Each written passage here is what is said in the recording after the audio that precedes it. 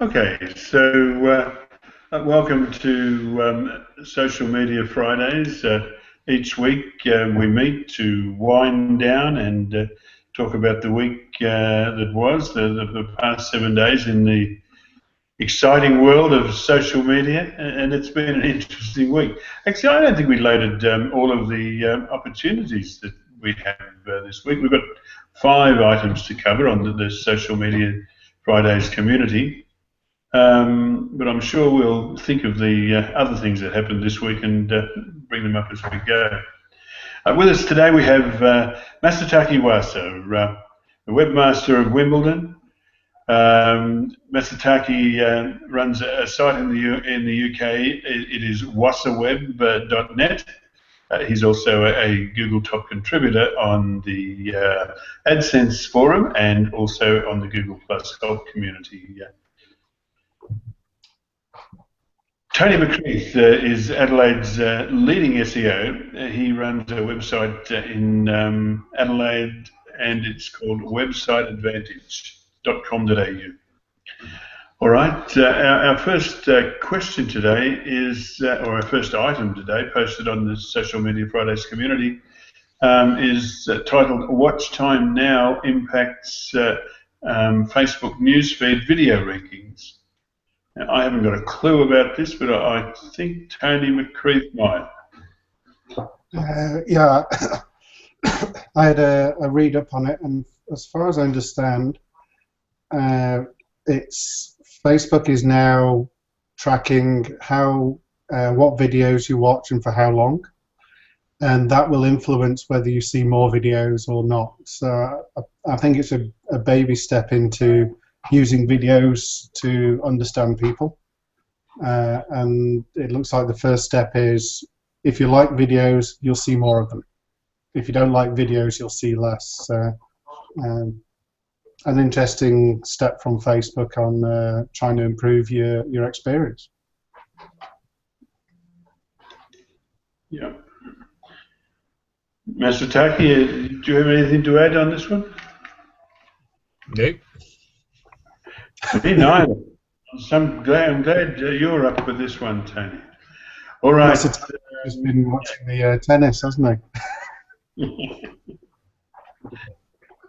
Then look, let's combine items 2 and 3 because they're essentially the same. One, it was a good post from Michael Ginsberg, and it's regarding a Gallup poll released in the USA this week, saying that 62% of Americans say social media has no influence on their purchasing decisions. 5% of people polled said that social media had a great deal of influence on their buying habits, but even tech-savvy millennials say they are not swayed by social ads.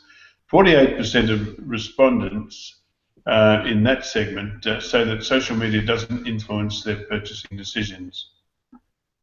I think it might, subliminally. I don't think that the millennials realise it, but people don't spend money without getting a return on that investment. So it must work out in some way. What's your take on this, Tony? I think it's a good clue that people don't know. You don't trust polls. People say one thing, and what they do and how they behave can be quite different. You don't know if the little advert on the side is influencing you or not. It's subliminal. So I think I agree. I think the true figures are probably a lot better on your advertising and marketing.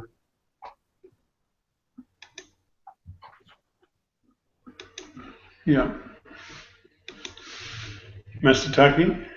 Yeah, I'd agree. I think I'm not so sure how appropriate it would be, but in a sense, it's similar to TV advertisement, isn't it? Because unlike, I think if you compare social media, I mean, not return, but sort of the direct purchases, as it were, with search, for example, then I think you're comparing different things. Whereas I think it is more like on television, which is essentially branding and getting the message across in a sort of more general way than perhaps inducing a specific action, such as a purchase. Yeah, fair enough. All right, this is easy today. Let's look at. Look, actually, I don't want to leave this without talking about Avinash Kaushik, who hosted the second item. And I'd like to, I think he's one of the clueiest blokes on Google Plus. I'd just like to read what he said. He said, between G Plus, Twitter and Facebook, I have 500,000 followers. From practice, I have an understanding of the medium, and I believe it is of value, but not for pimping and not for short-term impact of any kind. If your brand is inherently social, do social. If your marketing relationship officer can give you a few years to see results, do social. Otherwise, quit.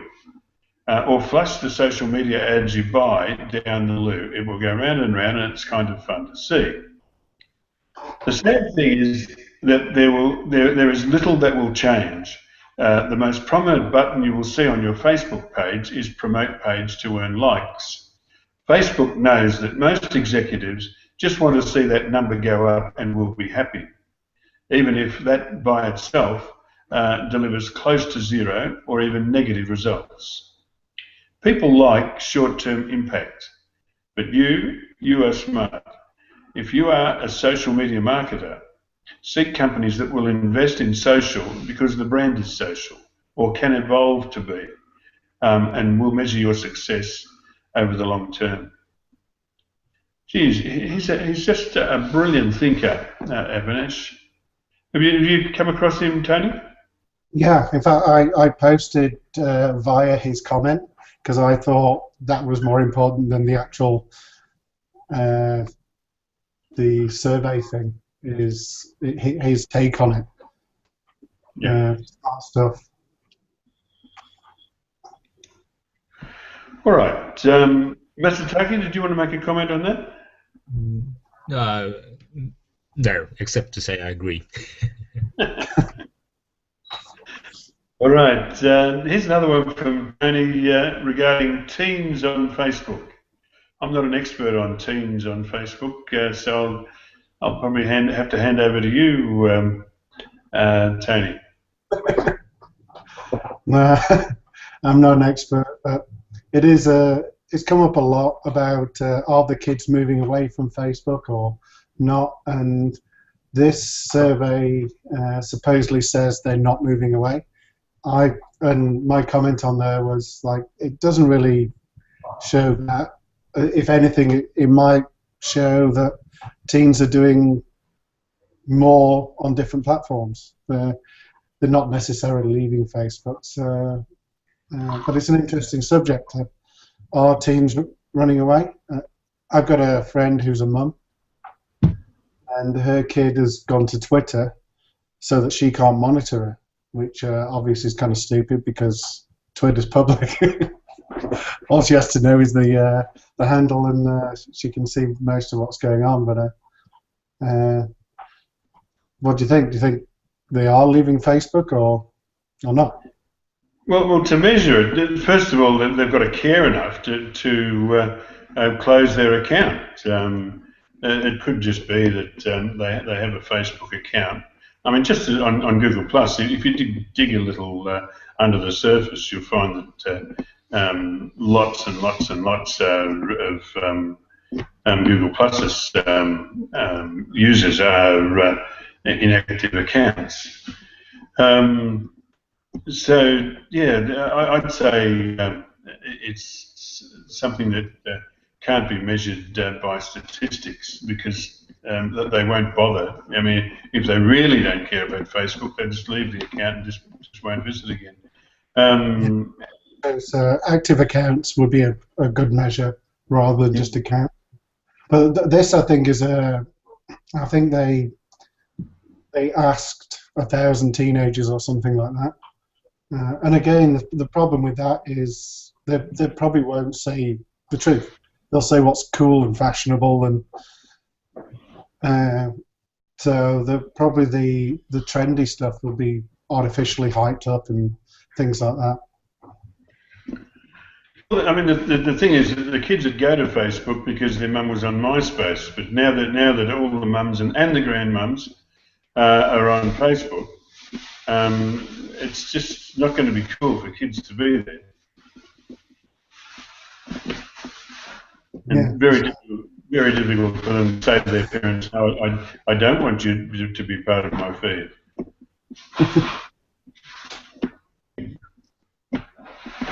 So yeah, I think that's just a stage in the maturing of Facebook. Anyway, I hate Facebook. I hate it with a passion. Anyway, It must be a team. All right. So last on our list is well, actually, last on our list. But look, we've got a lot to talk about today. But we've been a bit lazy, I guess, and haven't put them on the community. But if you're watching, feel free to add any item you'd like discussed to the Social Media Fridays community, and we'll talk about it on Fridays. This one is an article by the inimitable Thaddeus. Thaddeus. Oh, I can't think of his name. Damn. I can see him with that white sombrero and the Zapata moustache, but I cannot think of his surname. I'm sorry, Thaddeus, but anyway, he writes great articles, never boring, and he's not known to be a fan of Google sometimes. What's your take on Thaddeus's post? I mean, this was a release or an accidental release of a new, what would you call it? A new bookmarking system that Google is releasing called Google Stars. You're a Google star, Tony McCreath. What's your... I actually think that the Google Star thing came out a while back, but it's still obviously in development, and it's a kind of bookmarking, foldering type system. Dan's take is this going to be replacing Google Plus, because that's kind of the trendy thing to talk about now, Google Plus going away. But my take is it's just another feature on top of it. It's a bookmarking system which will use your login from Google, and you can probably share by Google Plus and things like that. So I think it's just going to be another thing, another way you can use your Google Plus, and it could be good. Well, I'm sure it's going to be pretty well designed if it's from Google.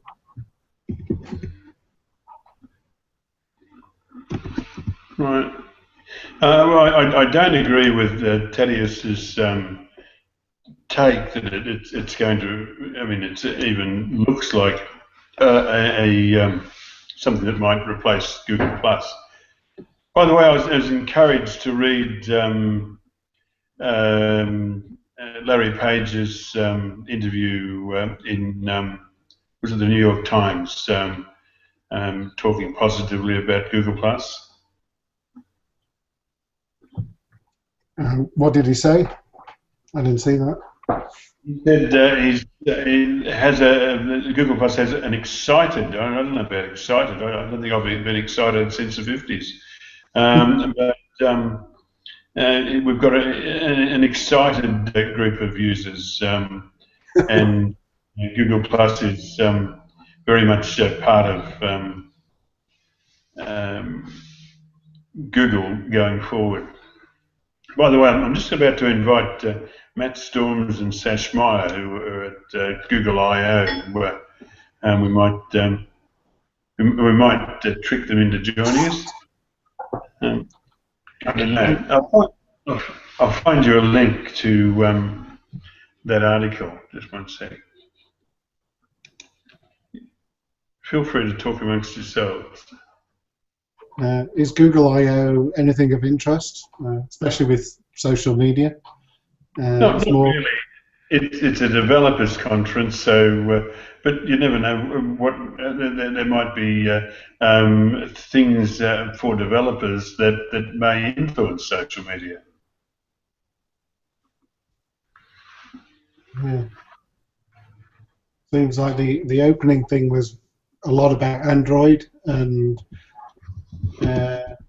the wearables and that sort of thing. So, which actually does relate to social. Imagine you'll be chatting to your friends via your watch in the near future. Yeah.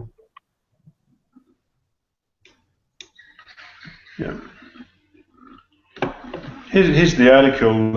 I think this was Google's grand plan, a conversation with Larry Page and Sundar Pichai. I'll put a link in the chat.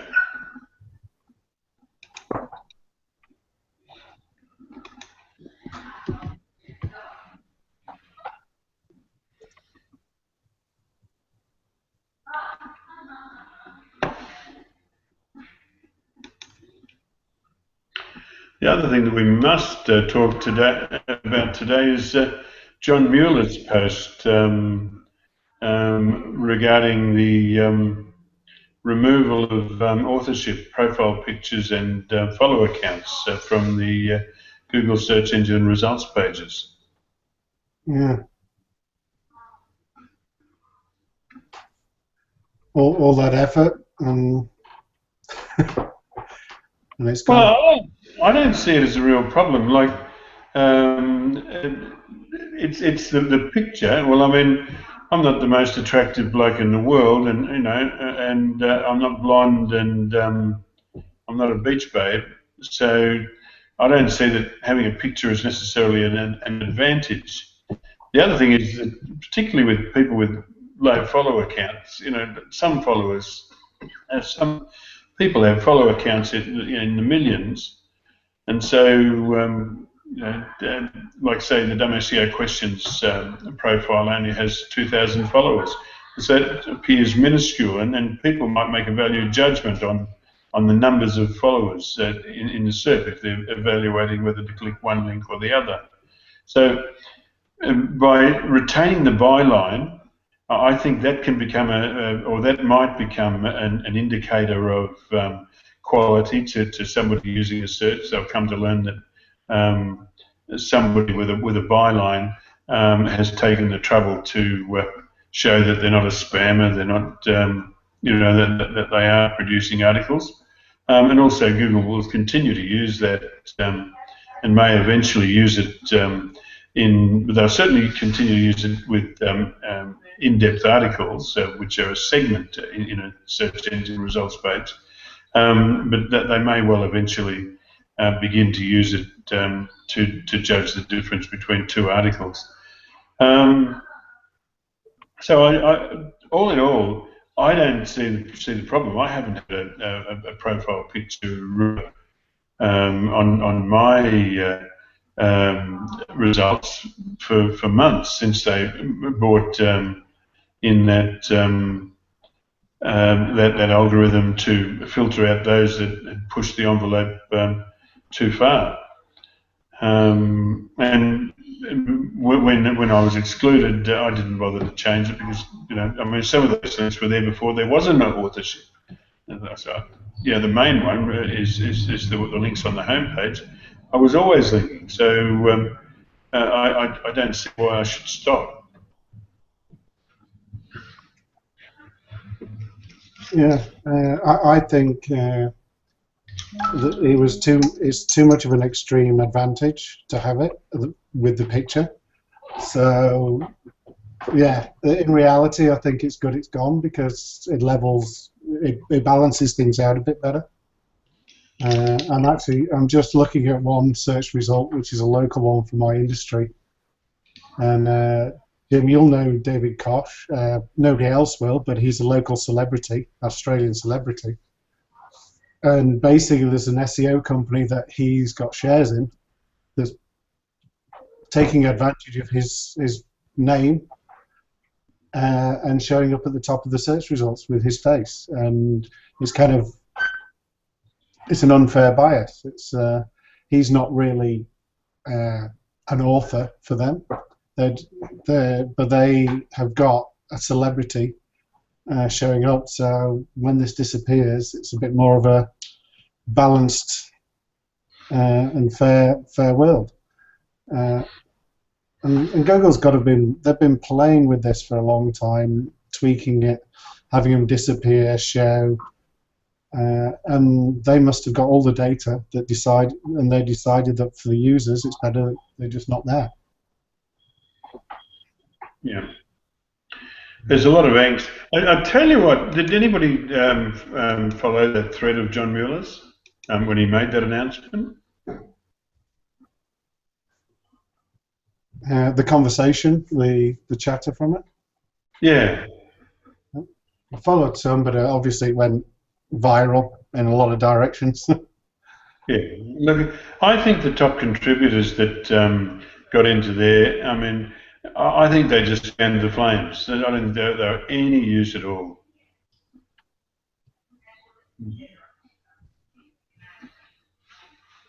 I think it was funny that some of the first comments were, "That's great," and I go, "Have you actually read what he said?" Like, without thinking, you've got to think about it to decide if it is actually good. I think now, yeah, it's for the better, for the good of the masses.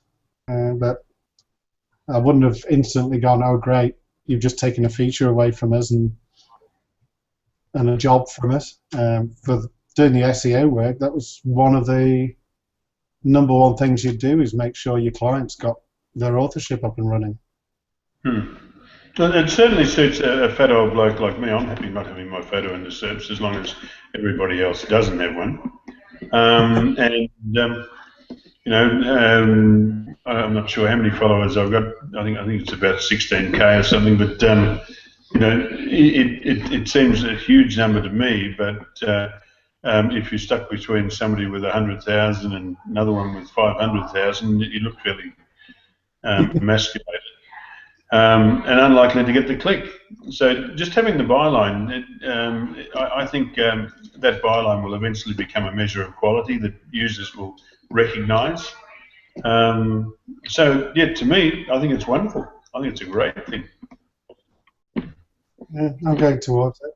It also probably means that, I've got a lot of clients who are going, why doesn't my company get its logo on there? Because the preview tool will show them. So hopefully Google will get on top of that and stop previewing stuff that's not actually going to happen. So I suspect there's just no way logos are going to start showing up in search results now if they've decided to get rid of the author image. It's all the way down to video snippets. And I think news items still get images. Yeah. The logos may appear on the knowledge graph, right? Yeah, that's the point. Which is a lot harder to get onto. That is a sign of quality, isn't it, really, if you can get on there.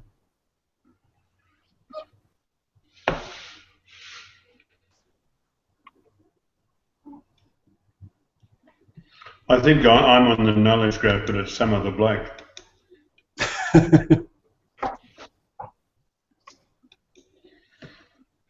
Apparently, there's a Jim Munro who's an editor of some paper in the UK at Mr. Taki. Never heard of him.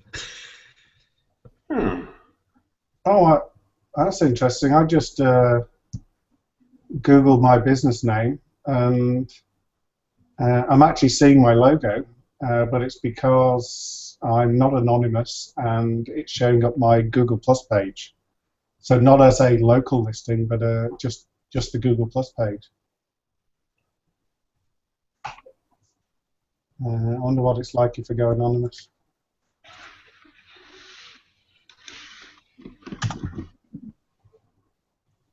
No, nothing. So maybe to get images. In fact, that could be a compromise if they'll show the author image if just to friends. But I'm sure they've experimented and decided that's not worth it. No, I think It's that good. that makes more sense. Sorry, I think that makes more sense. To show profile pictures in personalized search, because that is tied to a certain extent to Google Plus. So if you plus one something, share something, then they appear higher in the results in personalized search. And then it might be helpful to have who wrote that piece, if that person happens to be in your circles. I think that probably makes sense. I think having authorship image in non-personalized organic search, I don't think that was going to last that long anyway, because in the end, it, as Tony said, it privileged those who have made that connection. And I think pictures are quite a strong visual cue. But not everyone has adopted authorship. And I think the take-up rate probably was lower than perhaps Google had hoped. And also, real authors are probably not really on there. It's people in the digital world, authorship are getting that advantage, whereas I'm sure some of the famous authors of time are not actually set up on Google Plus. Yeah, I think that's the issue, because it's essentially self-declared, and the person has to take that step. Google has tried to assume authorship in the sense that they try to associate things, even though there were no real author relationship between the author and the authored thing. And Google did make a few mistakes with that. It had assumed wrongly that something was authored, written by someone. Yeah, there was a case where it was like dead authors, and they got that wrong. But that was a nice idea to attribute authorship to content from the pre-internet days, if they got it right. Yeah, I think that was the issue. And I think Google must have found it very difficult to balance it out, because on the one hand it's a strong visual cue, but it's self-declared. People have to make that step.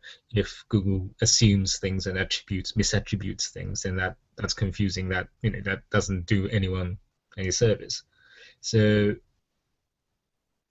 in that respect, I think it it might have become too complicated to manage in a way that would benefit in the end the use of Google search.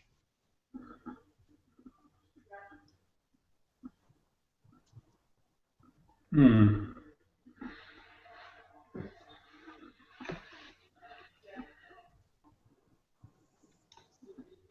Okay, I put it in the chat, by the way. Sorry to digress, but I put it in the chat there. Another link to Business Insider published the same story, they titled it "Larry Page Tries His Best to Convince Everyone That Google Plus Isn't Dead."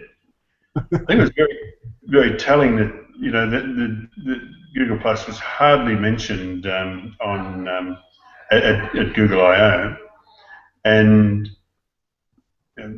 I guess this means that we'll never ever see an API for Google Plus other than a read-only one. Is that a good thing or a bad thing?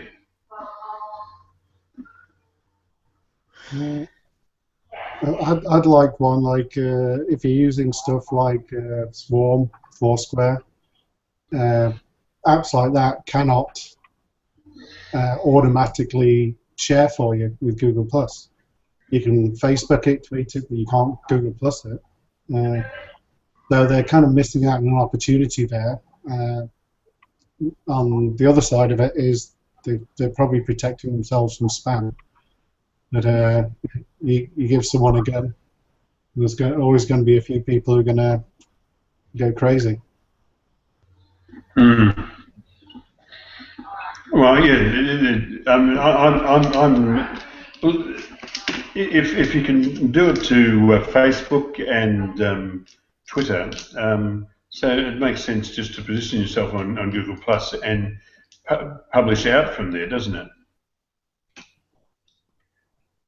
You follow what I'm saying? I mean, if you can't post from Facebook to G Plus, why not just go on G and post out to Facebook? Like you cross post from G Plus somehow, don't you? And that's based on the read-only bit. But on your business pages, you can actually automate posting. Hootsuite can post onto a business page, but your personal profile it has to be manual, which kind of makes sense. They want to make sure you're real. You're not just echoing what's on Facebook or Twitter. So anything on there is original, which maybe is their aim. Mm. Yeah. Well, guys, at the moment we have 0 viewers. We're not going to disappoint anybody if we close up early, but there are lots of things that happened this week.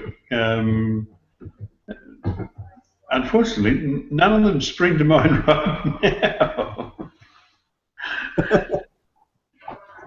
Well, you were very social last night, Tony.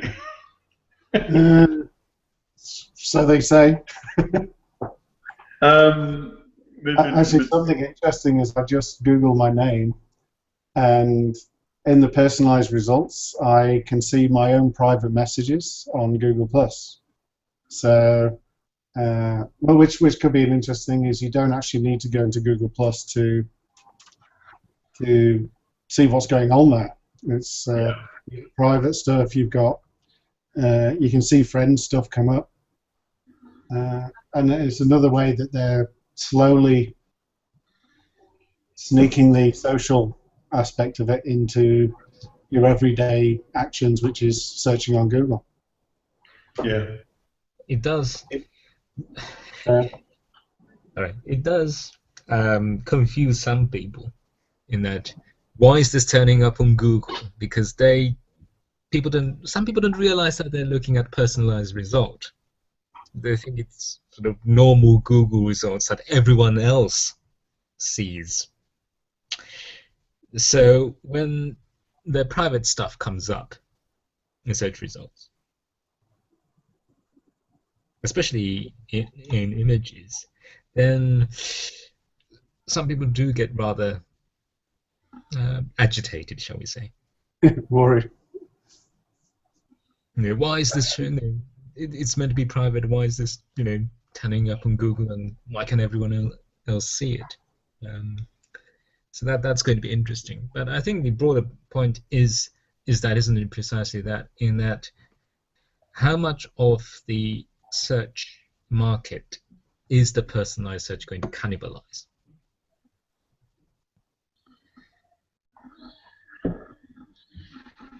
Yeah. And that goes like the whole privacy understanding of people. It's too complex.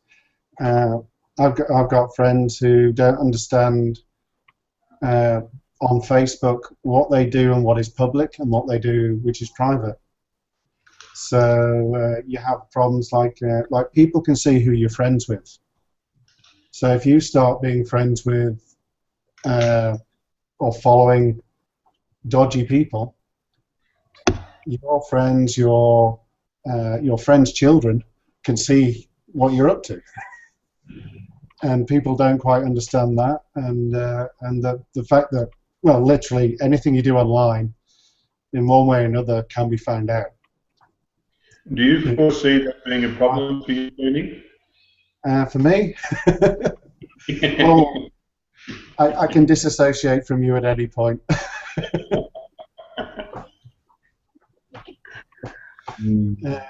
But well, you never know that later on in life you might go in a different direction, and the people you were hanging out with a couple of years ago, you don't want to be associated with, but you've got that recorded on the internet for a long time, and people don't forget to unfriend or so you can be stalked online, and people can find out a lot about you by what you do online, and you leave a fingerprint. I made a conscious decision around about 2010. Before that, I'd kept myself completely offline. But around about 2010, when I saw that Google started to offer a profile on the Google Webmaster Forum, I decided to become totally transparent. Whether that was clever or not, I don't know. I'm happy with how it's turned out. Mainly because I'm so boring. I don't do anything that I'm going to be concerned about. I just got to remember to only do things in private forums. Like last night. Yeah, I decided to go totally transparent and just go full tilt. I am on the internet, but I've got friends who've done the opposite.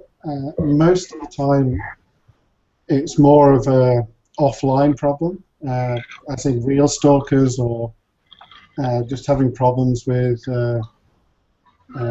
well, generally it's girls who get problems with guys, and they have to kind of hide because they do get these stalkers and they go online to continue the stalk. It's a pity that, but some people have to totally close out. They don't have Facebook accounts. They don't have anything. Whenever they are online, they are very closed in on just doing private profiles and not giving away their name, no photos, things like that. And it's a decision they have to make.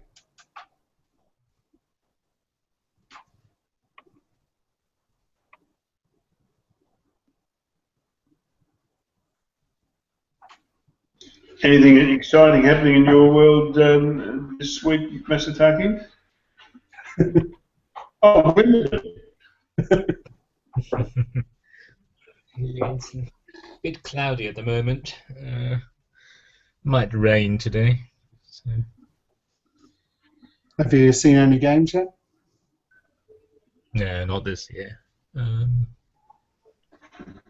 I'll see if I could get into grounds in the second week. Then it usually gets less congested because by that time there are fewer matches on outer courts anyway, and all the big names will be playing in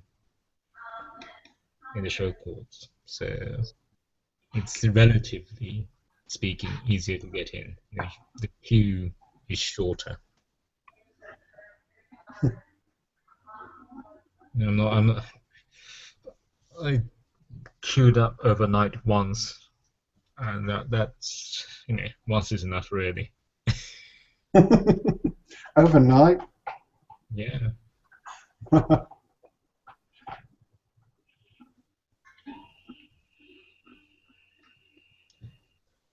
It's actually quite interesting. I'm sure there will be studies done sooner or later, but the current World Cup and how much that's been talked about in social media. I think it has become much more a kind of thing that's been discussed or shared on social media, sporting events. I think that we've seen that with Olympic Games, and now it's happening in a massive scale during the World Cup. Yeah, that's true. It's 4 years between each one, so there's a massive change in the internet each time a World Cup happens. Yeah, and it'd be interesting how if FIFA or the Brazil organization committee they have made great use of social media prior to the event, but also during the event. Wimbledon is not too bad in that respect, actually. It has quite a lot of output on social media, and it's very active on Google+. All right. And with the World Cup, there was that guy who bit someone, and that went viral all over the place with people doing some quite funny photoshopping of photos and things like that, which shows, yeah, how it's definitely getting on the internet. Good old Luis Suarez. I love the fact that some people bet on him doing it. Yeah. Yeah, and the fact that Bookie took it and offered such a low, Yeah.